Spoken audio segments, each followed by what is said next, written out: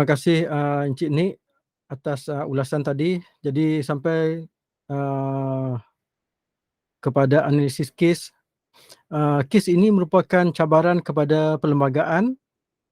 Yang pertama iaitu berkaitan dengan perkara 3/1 dan juga kemajmukan sosial masyarakat Malaysia yang berbilang kaum memungkinkan pentafsiran artikel 3 ini mengikut kepentingan dan kefahaman masing-masing. Maka pelaksanaan hukum syariah perlu dilihat dengan kacamata sebagai pembendung peningkatan jenayah harta dan moral dalam masyarakat. Maksudnya kalau nak melaksanakan hukuman syariah ini, kita perlu lihat kepada kacamata sebagai pembendung lah, ya, sebagai pembendung supaya tidak berlakunya jenayah-jenayah termasuk pengedaran dadah tadi.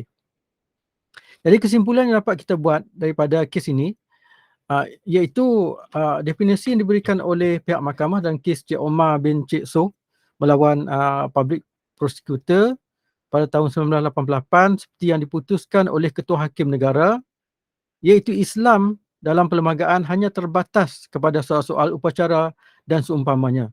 Jadi kalau kita nak memahami konteks asal teks perlembagaan persekutuan antaranya dengan melihat kepada struktur sejarah dan maksud penggubal, dan adalah menjadi rujukan bagi kes-kes yang berkaitan dengan undang-undang Islam atau syariah. Untuk kes inilah, ya, untuk kes Cik Omar bin Cik Soh melawan public prosecutor, ya. Dan kita juga boleh buat kesimpulan begini, iaitu mana-mana undang-undang yang tidak bercanggah atau bertentangan dengan perlembagaan persekutuan, ya. Dan di sini kita lihat juga pertindihan bidang kuasa mahkamah syariah dan sivil. Di dalam kes ini di mana Cik Omar ni dia nak dibicarakan sebagai seorang Islam, ya, menggunakan hukum syariah. Kalau kita bandingkan dengan kes yang lain, terutamanya satu kes yang istimewa lah, iaitu kes Lina Joy lawan Majlis Agama Islam Wilayah Persekutuan atau MAWIP, ya, di mana Hakim Mahkamah Persekutuan menyatakan seorang Islam tak boleh menggunakan peruntukan 11/1 untuk murtad. Jadi ini kerana ia mesti dibaca bersama dengan perkara 3/1 dan 160/2 Perlembagaan Persekutuan. Jadi perlu mendapatkan pengesahan mahkamah syariah atau pihak berkuasa Islam yang lain untuk menggugurkan status Islam daripada kad pengenalannya.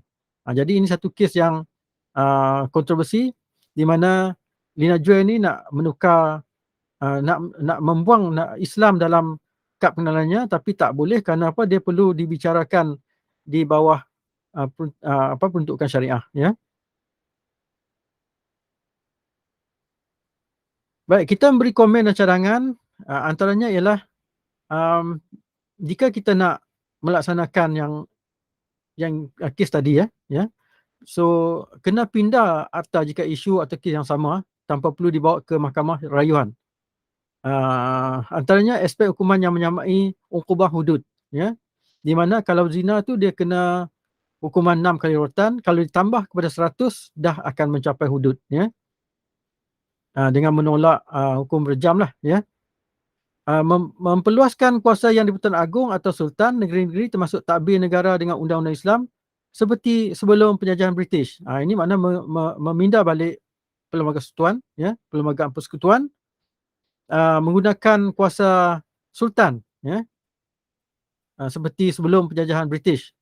Dan kesalahan mengenai dadah mungkin juga dikiaskan dengan kesalahan berkaitan dengan nyawa masyarakat atau termasuk dalam hukum as-sadad zara'i, ya. Sebab itu jatuhkan hukuman mati mandatori.